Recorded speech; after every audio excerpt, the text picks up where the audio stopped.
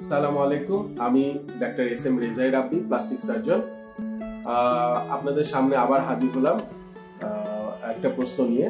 সেটা হলো যে হেয়ার ট্রান্সপ্লান্টেশনের জন্য আপনি কাকে নির্বাচন করবেন বা কে সেরা।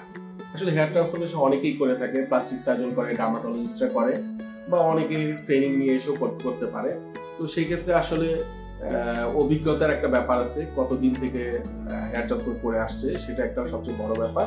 আরেকটা ব্যাপার হচ্ছিল যে এখানে যদি আমরা প্লাস্টিক সার্জন ভার্সেস ডার্মাটোলজির আমরা একটা টালি করে দেখি, আমরা যদি এটা মিলাই তাহলে দেখা যায় প্লাস্টিক সার্জন হলো সার্জন, আর ডার্মাটোলজিস্ট তারা হচ্ছিল মেডিসিনের একটা স্পেশালিস্ট।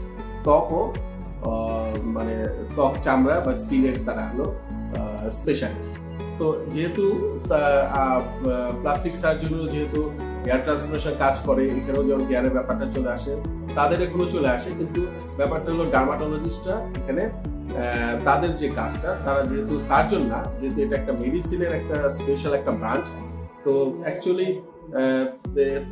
বেসিক্যালি তাদের কাজগুলো হচ্ছিল যে ডায়াগনোসিস করা, চুল পড়ে যাচ্ছে, কেন চুল পড়ে যাচ্ছে এটা ডায়াগনোসিস করা, ট্রিটমেন্ট দেওয়া, তারপরে লেজার ট্রিটমেন্ট দেওয়া, তারপরে পিআরপি করা বা এই ধরনের কোনো ডিভাইস ইউজ করা, এগুলি হচ্ছিল ডার্মাটোলজিস্টের কাজগুলোর মধ্যে পড়ে যায়। আর প্লাস্টিক সার্জন যেহেতু সে সার্জারি করে অভ্যস্ত, সেই জন্য প্লাস্টিক সার্জন যদি এখানে কম্পেয়ার করা হয়, প্লাস্টিক সার্জন আমি বলবো যে বেস্ট ফর হেয়ার ট্রান্সপ্লান্টেশন করার জন্য।